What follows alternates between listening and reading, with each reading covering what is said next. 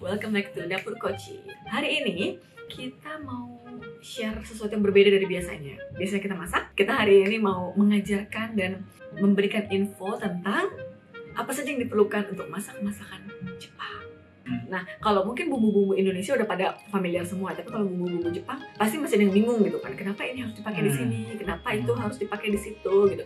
Jadi kali ini kita bakal ngajarin fungsi-fungsi dari beberapa bumbu Jepang yang utama ya, yang paling penting buat masakan-masakan Jepang. Karena keterbatasan waktu, kita akan memperkenalkan cuma 6 bumbu aja. Baiklah, kalau gitu langsung aja kita mulai. Ayo belajar. Yang pertama adalah soyu. Atau biasa orang bilang kecap asin Jepang. みんな醤油は塩味をつけるために使うと思ってる人が多いんだけど、実はそれだけじゃなくて、醤油の一番大切な機能はアロマを料理に与えることです。塩味だけつけたい場合は塩を使うんですね。でも醤油のアロマが欲しい時に醤油を使うんです。料理によっては醤油だけを使うものもあるし、醤油と塩を両方入れるものもある。例えば唐揚げの場合はうちの YouTube チャンネルでも唐揚げ1回作ったんですけど、その時は醤油と塩を両方入れました。それは塩味も必要だし、醤油のアロマも欲しかったからです。で、醤油も種類がすごいたくさんあって、例えば濃い口醤油、薄口醤油、減塩醤油、刺身醤油とかいろいろあるのね。で、一般的にレシピにパケ醤油だったら普通の濃い口醤油を使えば OK。 Yang paling penting adalah soyu di Indonesia udah banyak dijual dan udah ada versi halalnya. Jadi buat teman-teman yang harus masak segala sesuatunya halal, jangan khawatir karena bisa gampang nemuin soyu yang halal, yang merek Kikoman ya, yang ada yang halal. Iya, ada. Shoyu itu seperti sambal sos untuk orang Indonesia. Orang Indonesia suka sos sambal banget. Pakai sambal untuk semua masakan. Hampir semua masakan. Hampir sama ya. Jadi orang Jepang juga hampir semua masakan dikasihin soyu. Iya, contoh ayah saya bawa shoyu kemana-mana. Kalau traveling. Jadi sama ya, orang Indonesia bawa sambal kemana-mana kalau traveling. Ada cerita menarik ya, tentang ayah saya.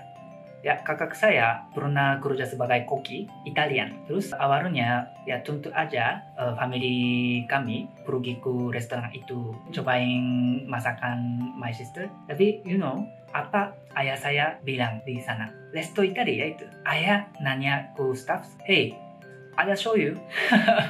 Jadi gitu ya. Saking seperti orang Indonesia semua harus disambelin, orang Jepang hampir semua harus di shoyu ya. Gitu. Ini jiwa Jepang. Oke, yang kedua. Ini ya, mirin.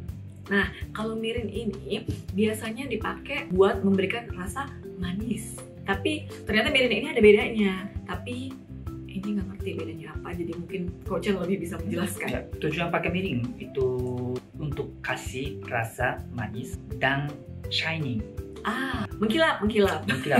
Untuk mengkilap masakan. Kalau mirin ada dua jenis mirin. Yang pertama bumbu mirin. Yang kedua bumbu seperti mirin.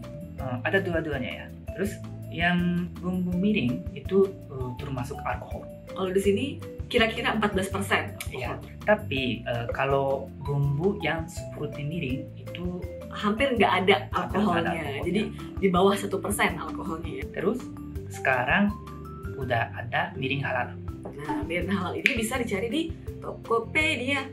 Apa saja, kapan saja, di mana saja. Jadi gitu, kalau misalnya teman-teman sering lihat ada masakan Jepang yang butuh mirin untuk bumbu, tapi takut tidak halal, bisa cari si mirin halal ini online saja. Ada satu lagi ya, jelasin tentang mirin. Apa bedanya rasa manis yang mirin dan gula? Katanya manis dari mirin lebih natural daripada gula ya. Kalau gula rasa manis kuat lah, strong. Tapi kalau mirin lebih soft. Baiklah, itu untuk mirin. Yang berikutnya adalah sake masak. Seperti ini. Kalau sake masak ini, mungkin kalau yang Chinese pada sering masak juga namanya kayak arak masak seperti arak Chinese gitu ya. Ini fungsinya untuk bikin rasa masakan lebih kaya, lebih agak gurih gitu ya. Terus biasa, bikin empuk, terutama kalau daging-dagingnya jadinya empuk kalau dituang ini. Terus sama hilang baunya. Misalnya kayak ikan bau amis, ayam bau-bau amis-amis juga lah yang kayak gitu-gitu bisa hilang semua dengan pakai sake. Nah kalau sake Jepang ini nggak ada, nggak masalah ya? Bisa masak langsung. Bisa masak langsung. Tanpa sake. Tanpa sake. Kalau arak ini berapa persen ya alkoholnya? Kira-kira 14% juga ya. Tapi yang namanya sake, namanya arak, nggak mungkin ada yang halal ya. Jadi nggak ada halal ya, maaf ya. Jadi kalau misalnya yang harus masak halal, sakenya dilupakan saja. Nggak apa-apa kok, nggak bakal benar-benar berubah rasa. Paling cuma 1 tone lebih rendah rasanya ya. Mungkin bisa diakalin dengan ngasih umami atau garam atau somethingnya biar sedikit. Oke, next adalah dashi. Bahasa Indonesia bisa disebut juga dengan kaldu ikan. Kalau dashi ini di sini bisa banyak ditemuin juga di supermarket Jepang. Salah satunya seperti ini. Ada versi yang beda juga. Seperti ini. Semuanya dashi ya. Dashi itu dashi? apa sih sebenarnya? Tadi kan udah disebutin ya, dashi itu kaldu ikan. Tapi selain kaldu ikan, dashi itu apa sih? Seaweed. Oke, jadi kaldu yang dibuat dari sarinya ikan sama seaweed itu, rumput laut gitu. Jadi kalau orang-orang di Jepang di setiap rumah pasti punya dashi untuk masak ya. Cuma ada lagi cara bikin dashi. Dashi wa konbu toka katsuo toka, 要は魚とかシービードから取るんですけど、もともと昔の日本人はこういう鰹節とかあと昆布、シービードをレブスして出汁を取ってたんですよ。でもそれめんどくさい。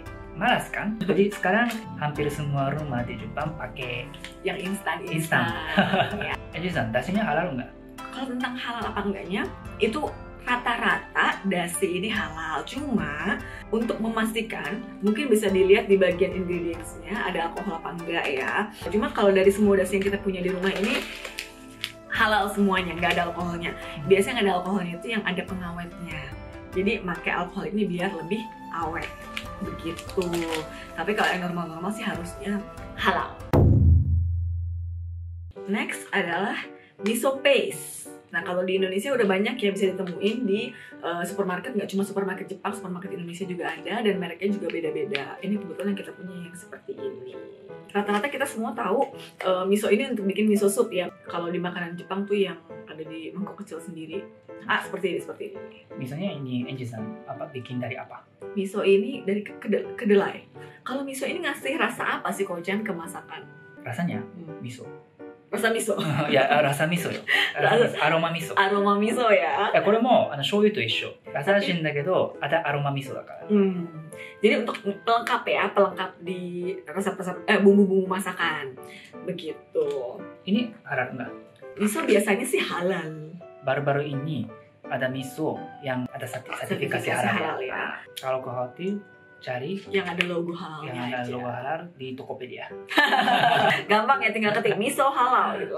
Itu dia miso. Oke, kemudian cuka. Osu. Biasanya ini dipakai untuk memberikan rasa asam. Kayak biasa kan masakan-masakan yang pakai cuka yang bisa bikin asam. Terus kan cuka juga biasa suka dipakai untuk ngelembutin, bikin empuk makanan juga. Sama apa lagi ya? Hilangin bau. Hilangin bau juga. Jadi mirip-mirip sama sake tadi ya. Kalau ini kebetulan yang kita pakai mengandung alkohol, tapi cuma sedikit kok, cuma 0,04%, sedikit banget. Kalau yang halalnya ada? Halal lebihnya kan? Shiraberu. Tokopedia shiraberu. Tokopedia. Aru ne. Aru. Jadi kalau cari di Tokopedia, kita promoin Tokopedia. Tokopedia ne belum cari ne. Cari informasi bahasa Jepang. Oke. Jadi si cuka ini, vinegar ini juga ada yang versi halalnya. Jadi bisa cari di online. Jadi Tokopedia aman. Cuka sushi halal ada ya? Ada. Jadi aman. Tinggal cari aja cuka masakan Jepang yang halal. Oke, itu dia tadi sedikit pembelajaran lecturing dari kita tentang bumbu-bumbu masakan Jepang yang penting banget buat bikin beberapa masakan Jepang ya. Kalau misalnya teman-teman nanti mau cari bahan-bahan ini, nggak usah bingung-bingung, bisa cari di supermarket Jepang, bisa cari di Tokopedia atau online market shop lainnya, marketplace. Terus mungkin di supermarket biasa ada beberapa yang udah bisa kita temuin ya. Oke, Sekian dulu kalau gitu video dari kita. Jangan lupa tonton terus video-video dari Dapur Poci. Terus jangan lupa selalu like, jangan lupa selalu subscribe. Oke, kalau gitu sampai jumpa di video kita berikutnya. Bye bye.